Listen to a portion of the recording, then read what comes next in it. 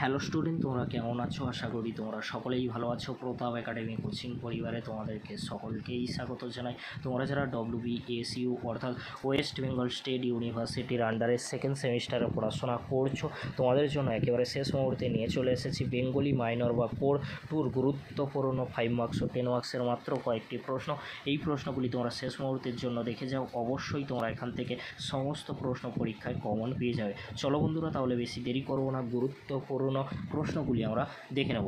মধ্য ভারতীয় আর্য ভাষার কালগত সীমা উল্লেখ করো, এর ভাষাতাত্ত্বিক বৈশিষ্ট্যগুলি লেখো। প্রাচীন ভারতীয় আর্য ভাষার কালগত সীমা নির্দেশ করো, এই আর্য ভাষার ধ্বনি তাত্ত্বিক বৈশিষ্ট্য আলোচনা করো। আদি মধ্য বাংলা ভাষার ভাষাতাত্ত্বিক বৈশিষ্ট্যগুলি লেখো।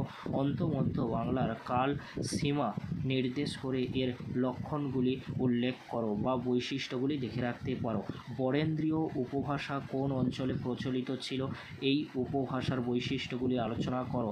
রাঢ়ী উপভাষা কোন কোন অঞ্চলে প্রচলিত, এই উপভাষার ধ্বনিতাত্ত্বিক ও রূপতাত্ত্বিক বৈশিষ্ট্যগুলি আলোচনা করো। বাঙালি উপভাষা কোন কোন অঞ্চলে প্রচলিত, এই উপভাষার বৈশিষ্ট্যগুলি আলোচনা করো।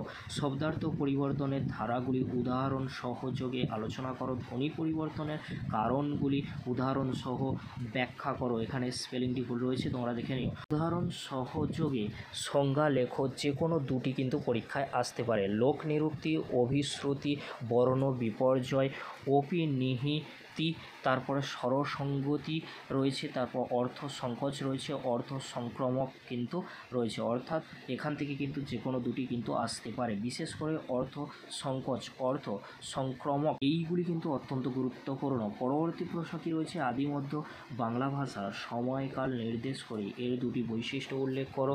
বঙ্গালী বরেন্দ্রী কামরূপী উপভাষার 5টি বৈশিষ্ট্য উল্লেখ করো। আগেও বলেছি বঙ্গালী বরেন্দ্রী অত্যন্ত কিন্তু গুরুত্বপূর্ণ, তোমরা ভালো করে কিন্তু দেখে রাখবে।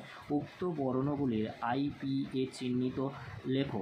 অর্থাৎ তোমাদেরকে বলে রাখি IPA এর ফুল ফর্ম কি, IPA বলতে কি বোঝো, এগুলির কিন্তু বর্ণগুলি কিন্তু চিহ্নিত করতে হবে। যেমন ঔ রয়েছে, চ, এগুলি কিন্তু তোমরা দেখে নাও।